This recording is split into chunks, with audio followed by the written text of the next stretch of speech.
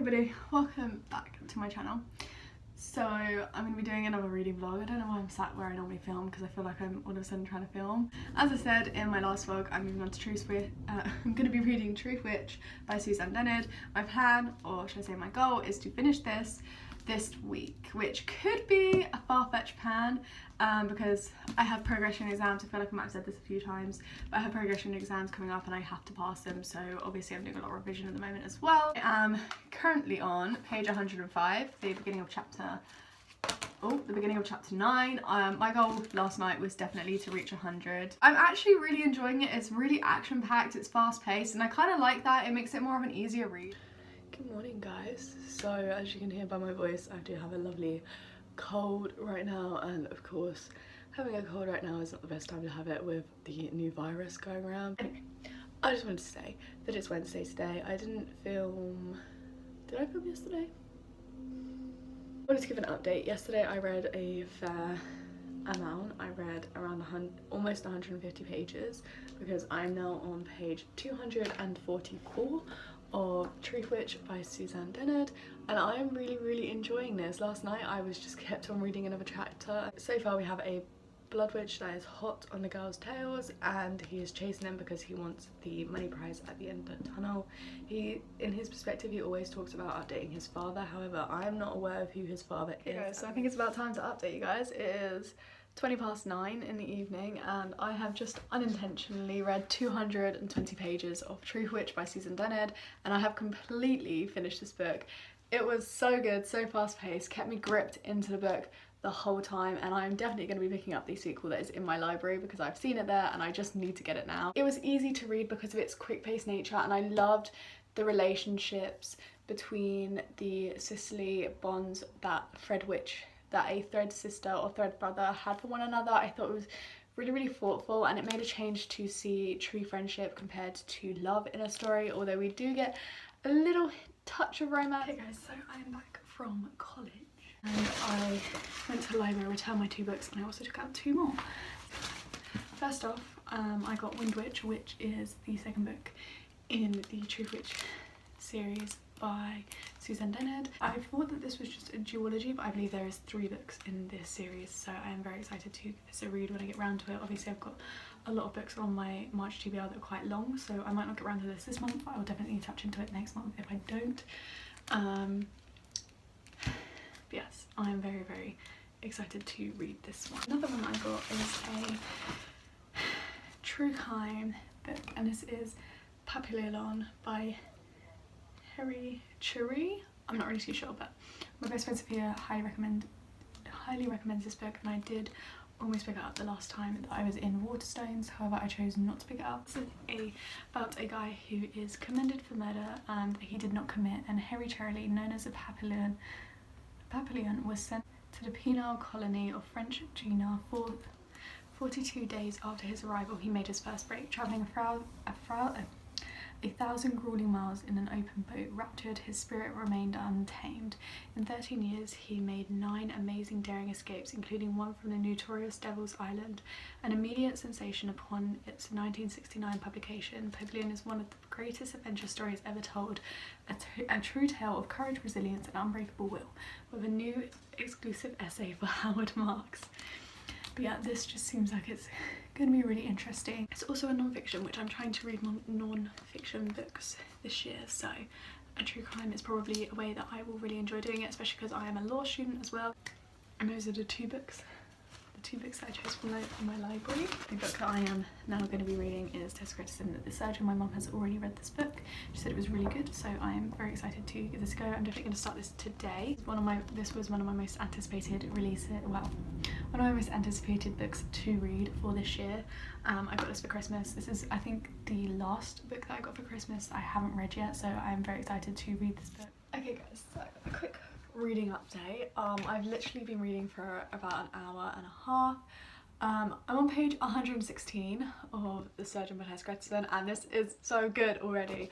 I love the way Tess writes. I feel like her crime/thriller books, I don't actually know what this comes under. I'm loving it so far, so I'm very excited to continue on with it. Okay, so I thought I'd give you guys more of a proper update on my thoughts and feelings on the book, because I didn't really tell you much about why I was enjoying the book. I also love how gripping this book is. Like, in all honesty, I don't want to put this down, and I have read another 26 pages, I think, since the last, I don't know when I last updated you guys, but I'm now on chapter 10 and I'm on page 176. I probably will get halfway or over halfway done by the end of tonight. I think this is really fast paced. It's really intriguing because we follow firsthand someone who is being hunted by the killer, and I think that is so interesting. Also, the last book in this series, because if I didn't say, this is the Jane Rosalie series, the first book in this series. The last series, I Know a Secret, I read without knowing it was the last book in the series, but you don't have to read the series in order. But if you want more of a emotional connection to the main characters, definitely read the series in order, because you'll know them more from all of the novels because you've seen them work in all of the novels. So for example, in this novel, this is Detective Rosalie's first case in the only female in the homicide unit, in this Boston homicide unit. That is where these police officers are set. She's the only woman in it, and this is her first kind of like leading case where she is the manager of the team for this case. So it's really like a pressure on her career, and we kind of feel that she does want to really do well in this case. She's also quite sharp-tongued, and she presents herself as a really strong woman, which I actually kind of love. I love the fact that she presents herself as a strong woman. Okay guys, so it's time for an update. So last night in Tess Gresson the Surgeon, I read up to page 299. Literally have 120 pages or so left, so I'm hoping to finish this today. Also today after college there was a book fair going on where we get them for free for £5, and again I believe the money for this goes to charities as well. But these are the 3 books that I got. I got one new author to me, which is James Oswald, Prayer for the Dead, an Inspector McLean novel. Just because of how much I've been enjoying Tess Gresson, I thought I would pick up this one as well. In a cave beneath the streets of Edinburgh, a man is first ritually purified and then murdered. When the body of missing journalist Ben Stevenson is found deep within Gilsman Cove's network of caves, D.I. Tony McLean is handed one of the darkest puzzles of his career. Not only is there a troubling lack of forensic evidence at the scene or this particularly gruesome killing, but there are also peculiar elements which strain even McLean's understanding of the possible. What is clear, however, is that he is on a trail for a killer driven by blackness or compulsion who will strike again unless McLean can make sense of the apparently senseless. It just sounded so interesting, so peculiar, and I just really wanted to read it. So yeah, I thought it sounded really good. Again, these are mostly secondhand books. Then I picked up another Tess Gresson, and this is Keeping the Dead. Looks like this, and the punchline is, he washed them, he clothed them, but first he killed them. This is actually part of the Jane Rosalie series. This one says, he hides, he kills, he keeps. When an ancient mummy is discovered in the basement of a museum in downtown Boston, excitement starts to mount. Under the glare of media frenzy, the mummy is taken to the hospital for a CT scan. Forensic pathologist Maura Isles is invited to attend. As the CT scan proceeds, everyone in the room leans in and gasps in horror as an image of a bullet is revealed. Maura declares it is a possible homicide and calls in Detective Jane Rosalie.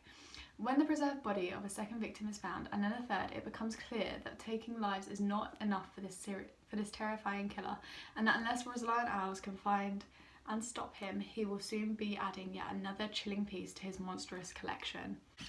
And then finally, I got myself a chunker, which this is another Stephen King. This is Desperation. Welcome to Desperation. Once a thriving copper mining town in the middle of the Nirvana desert, Desperation is now eerily abandoned. Its last piece that travellers like the Carver family and writer Johnny Marvelly would expect to be stopped, but Desperation still has a local cop, a unique regular who patrols the Wilderness Highway. Secrets buried in Desperation are as terrifying as the forces summoned to encounter them. A powerful transformation is taking place, and the travellers will soon discover the true meaning of desperation. It sounds really cool. It sounds like he's going to, it sounds really good. It sounds like he's going to mix supernatural with reality again, much like in The Outsider, which is why I had to pick it up. Yes, hopefully I will enjoy this. But for now, my goal is going to be to finish Tess Gresson the Surgeon. So yeah, I'm pretty much going to sit here and I'm going to read. Hi guys, so I have finished The Surgeon by Tess Gresson, and my god, was it amazing. Definitely, I just dropped it. Definitely a warning for rape. If you're sensitive to hearing about rape, wouldn't recommend you read this book, just because the victims are chosen from there being rape victims and vulnerable women. However, this book was just so engaging. I quite literally could have read this in one sitting. I gave it 5 stars because generally I love the way she writes and I love the way this is thought out. I loved how like it always had you on edge and it always had you thinking and trying to find solutions, and I loved the ending as well. I thought it wrapped up really well. I liked the way that we hear a perspective in prison as well. It was just really good and I thoroughly enjoyed this, and like I said before, I personally love the way that Tess writes, so that is one of my loves for her. I didn't get to update you guys last night, but I did pick up another book after finishing by Tess Gresson. So I chose Cinder by Marissa Myers to get into next. I got to page 104 last night. Quite a slow beginning. In a way you are right into the action, but at the same time you're not, because you know nothing about your main character. She knows pretty much nothing about her past either. And you basically just don't know anything about your main characters, you don't know anything about their backstory, which I'm not sure if I enjoy at this current moment in time, because I feel like maybe later on in the book they will have some of that stuff revealed. Apart from a virus going around, or should I say an illness is going around, and they are yet to find a cure, but I think that they can find a cure within Cinder. Guys, so please excuse the noise of the kettle boiling. It is currently 9 o'clock on Sunday evening. In the bath, I managed to read 100 pages of Cinder by Marissa Myers, and I'm really proud of myself for this, because I know that I don't read on a Saturday, and on a Sunday I don't read too much. I am starting to enjoy it a little bit more. It's definitely not my favourite. Morning, guys. I've made myself a huge cup of tea. I wanted to update you guys on where I got into Cinder last night. I got to page 247, chapter 26. So I'm over 60% of the way, I think. There's about 130 pages left of this, so I'm hoping that I'll get at least half of those 130 done tonight, and then tomorrow read the last little bit of it, but that is the goal. Hi guys, so I'm back from college. I actually finished at 12 today, but I did have to run into Tesco's. So I am on page 247, so chapter 26 of Cinder. I plan to read another 50 pages within the next hour. This is going to be the end of this vlog, this reading vlog. I really hope you guys enjoyed, and if you did, please leave a like and subscribe to my channel if you're new around here and would like to see more videos from me, and I'll catch you guys all in the next one. Bye!